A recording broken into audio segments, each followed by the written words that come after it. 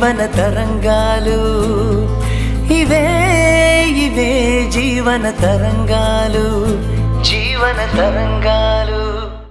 ఇలా అనవసరంగా కలవడం ఎందుకు? నన్ను డ్రాప్ చేయడం కోసం నువ్వు రావడం ఎందుకు? నీ టైం వేస్ట్.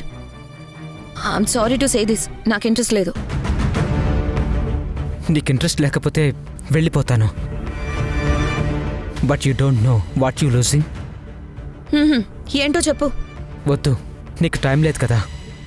పర్లేదు, నువ్వు చెప్పు, విన్నాక నేను వెళ్తాను. వద్దులే, వెళ్దాం. ఏంటి కోపమే? అలిగావా? సరే అయితే బాయ్, సీ యూ. కీర్తి, ఒక్క నిమిషం ఉండు. I have decided to marry you.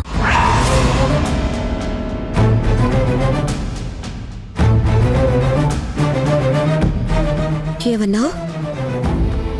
నేను నిన్ను పెళ్లి చేసుకోవాలనుకుంటున్నాను. నిజమా?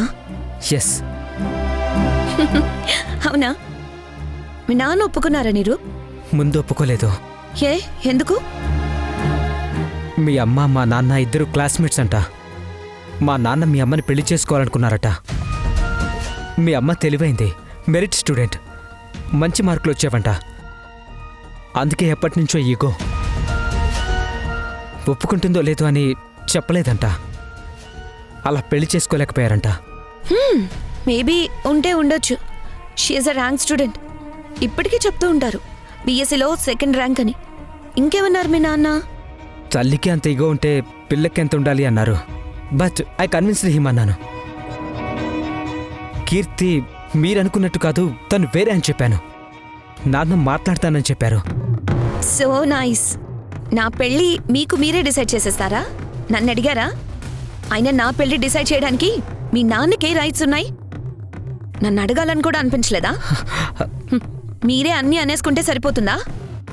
అందుకే ఇప్పుడు అడిగాను కదా కీర్తి. ఆహా, అడగలేదు, చెప్తున్నావు. మా అమ్మ చెప్పింది మీ తండ్రి కొడుకులు ఒకటే అని. మీకు మీరే చాలా గొప్ప అని ఓవర్ కాన్ఫిడెన్స్. ఇలా చెప్తే ఎలాగైనా ఒప్పుకుంటారనా? మీ ఇంటి పరిస్థితులకు నీకు పెళ్లి కొడుకు దొరకాలి కదా. హో, తమ పెద్ద టంగుటూరి వీరేశలింగం పంతులు గారు. నా కోసం అంత త్యాగాలు వద్దులేండి సాక్రిఫైస్ స్టార్ గారు. మా నాన్న సరిగ్గా లేరు, ఏదో మిడిల్ క్లాస్ బతుకు. పిన్ని ఎవరినో చేసుకుని వెళ్ళిపోయింది కాబట్టి నాకు అబ్బాయి దొరకడం కష్టం కాబట్టి నువ్వు నాకు బంపర్ ఆఫర్ ఇస్తున్నావు. దానికి నేను సిగ్గుపడుతూ తలొంచుకుని సంబరంగా నీ వెంట రావాలి, అంతే కదా? కీర్తి ప్లీజ్ అలా మాట్లాడుకో. మరి ఇంకెలా మాట్లాడాలి? నువ్వు మీ నాన్న నా పెళ్లి డిసైడ్ చేస్తారా?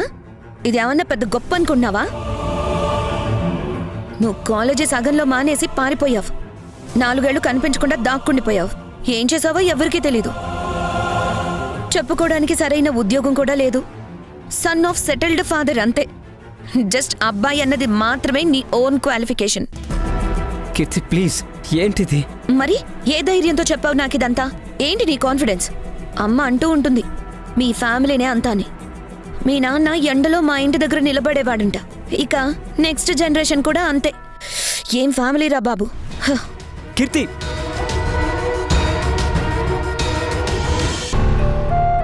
వాళ్ళ నాన్న అమ్మకి ప్రపోజ్ చేయాలనుకున్నారంట. లేట్ అవ్వడంతో అమ్మకేమో పెళ్ళైపోయింది. ఇప్పుడు కొడుకొచ్చి నాకు ప్రపోజ్ చేస్తున్నాడు. వాళ్ళ ఇంట్లో అబ్బాయిలందరూ మన ఇంట్లో ఉన్న అమ్మాయిలకి ప్రపోజ్ చేస్తున్నారు, కానీ పెళ్లి మాత్రం జరగదు. ఏంటంటే వాడి గొడవ? మనం పేదరికంలో ఉన్నాం. నాన్న సరిగ్గా లేడు. పిన్నేమో అలా పెళ్లి చేసుకొని వెళ్ళిపోయిందంట. అన్నయ్య వేరే కాపురం. మొత్తంగా కుటుంబం పేరు అంతగా బాలేదు కాబట్టి నాకు పెళ్లి కాదట. అందుకే నాకు లైఫ్ ఇద్దామని ఈ యువరాజు నన్ను ప్రేమించాడంట.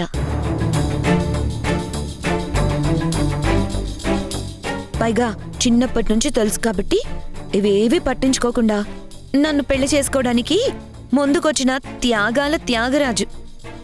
ఏం చెప్దామంటావు మమ్మా? వాడి బొంద. వాడేమో పెద్ద కోటీశ్వరుడు అనుకుంటున్నాడు. వాడిది నడమంత్రపు సిరి. చదువు సగంలోనే ఆపేసి ఇల్లొదిలి పారిపోయాడు. ఇక నిన్ను పెళ్లి చేసుకుని ఏం ఉద్ధరిస్తాడు? ఒక అమ్మాయి ఇబ్బందుల్లో ఉందంటే వీడొచ్చి ఆ అమ్మాయి చేయి పట్టుకొని ఉద్ధరించాడు. మళ్ళీ ఇంకో అమ్మాయి ఇబ్బందులో ఉంటే అక్కడికి వెళ్ళిపోతాడు. ఆ అమ్మాయిని ఉద్ధరించాలి కదా, యూజ్లెస్ ఫెలో. మరి నువ్వేం చెప్పి పంపించావు? చెప్పేదేముంది, గెట్ లాస్ట్ పోరా రే అన్నాను. అవునమ్మా, చక్రధర్ అంకుల్ వచ్చి అమ్మని పెళ్లి చేసుకుంటానని అని అడిగితే నువ్వేమనేదానివి? చాలు చాలు, తలనొప్పి. ముందు నువ్వు అక్కడి నుంచి లేగు. ఏంటి ఆ మాటలు? మా రోజుల్లో పెళ్ళంటేనే సిగ్గుపడేవాళ్ళం. నువ్వు చూడు ఎలా అడుగుతున్నావో. జస్ట్ ఇమాజిన్, ఏం జరుగుండొచ్చు? ఒకవేళ చేసుంటే అది ఇంకో నరకం. వాడొక నీచుడు. ఆ చక్రధర్ డబ్బు బాగానే సంపాదించాడు. కాని చేసుకున్న భార్య బ్రతికున్నన్నాళ్ళు మనశ్శాంతి లేకుండా చేశాడు వెధవ. ఎందుకు? ఏం చేశాడు? చక్రధర్ భార్య ఎంత అందంగా ఉండేదో తెలుసా? కడిగిన ముచ్చెల్లా ఉండేది. చేతులు కడుక్కుని ముట్టుకోవాలి, అంత అందంగా ఉండేది. అదే ముప్పు తెచ్చింది. పెళ్ళైన 2 సంవత్సరాల వరకు బాగానే ఉన్నారు. తర్వాత వేడికి తలలో అనుమాన పిశాచి దూరింది. ఆ పిల్లకేమో చక్కగా తయారవడం ఇష్టం. అందుకే ఉదయం బాగా రెడీ అయి కూర్చునేది. ఇంట్లోనే ఉండేది కదా, మరి ఇంకేంటి? ఒకవేళ పనుండి రెడీ అయి బయటికి వెళితే తప్పేంటి? పాపం అలా కూడా వెళ్లేది కాదు. ఇంట్లో ఉన్నా సరే ఎప్పుడూ ఆమెని అనుమానంగా చూసేవాడు. ఆఫీసుకు వెళ్లి మధ్యలోనే ఇంటికి తిరిగొచ్చేసేవాడు. ఆ పిల్ల ఇంట్లోనే ఉందా లేకపోతే బయటికి వెళ్ళిందా అని చూడ్డానికి. చిన్న చిన్న విషయాలకే కొట్టేవాడు.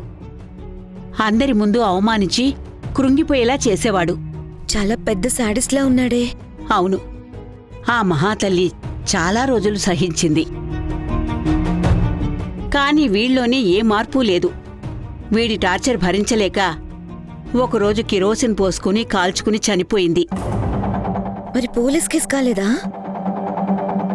అయ్యింది. అది ఆత్మహత్య కాదు, ఇతనే కిరోసిన్ పోసి అంటించేశాడు అని. తర్వాత కొన్ని రోజులకి కేసు క్లోజ్ చేశారు. వీడేమో తప్పించుకున్నాడు. కేసు ఎలా క్లోజ్ చేశారు? భార్యలు ఆత్మహత్య చేసుకుంటే కేసు క్లోజ్ చేయడం చాలా సులభం. వంట చేసేటప్పుడు చీర అంటుకుని చనిపోయింది అని చెప్తారు. చట్టం కూడా గుడ్డిగా నమ్ముతుంది. అలా అయితే ఆడవాళ్లంతా వంటింట్లోనే చనిపోవాలి కదా. చక్రధర్ గురించి తెలిసింది కదా, ఇక చాలు. నువ్వు సరిగ్గానే చెప్పావు కదా. ఎవరికి? ఇంకెవరికి? ఆ విరిపో నిరిపో వాడికి చెప్పి పంపించాను, నాట్ ఇంట్రెస్టెడ్ అని. నాకు ఇష్టం లేదని చెప్పానమ్మమ్మా. తను మళ్ళీ నిన్ను వెతుక్కుంటూ ఇంటికొస్తే? వస్తే చంప పగులుతుందంతే. వచ్చేటప్పుడు పోయేటప్పుడు నువ్వు జాగ్రత్త. ఇట్స్ ఓకే మా, నేను చూసుకుంటాను. I'll handle it. కీర్తి, నువ్వు కూడా అబ్బాయిలతో కిచ్కిచ్మని నవ్వడం తగ్గించుకుంటే మంచిది. సరే, రేపటి నుంచి నోరు కట్టేసుకుంటానులే. ఒక్కదానివే అక్కడికి ఇక్కడికి తిరక్కు. నువ్వు కూడా ఏంటమ్మమ్మా, వాడెవడో తెలివి తక్కువ వధవ నాకు ప్రపోజ్ చేశాడని మీరు ఇద్దరు నా తల తింటున్నారు. అబ్బాయిలు వస్తారు, మాట్లాడతారు, వెళ్ళిపోతారు. ఒకరిద్దరు ప్రపోజ్ కూడా చేయొచ్చు. ఇష్టమైతే సరే, లేదంటే లేదు. దానికి నేను బయట తిరగడం మానేయాలా?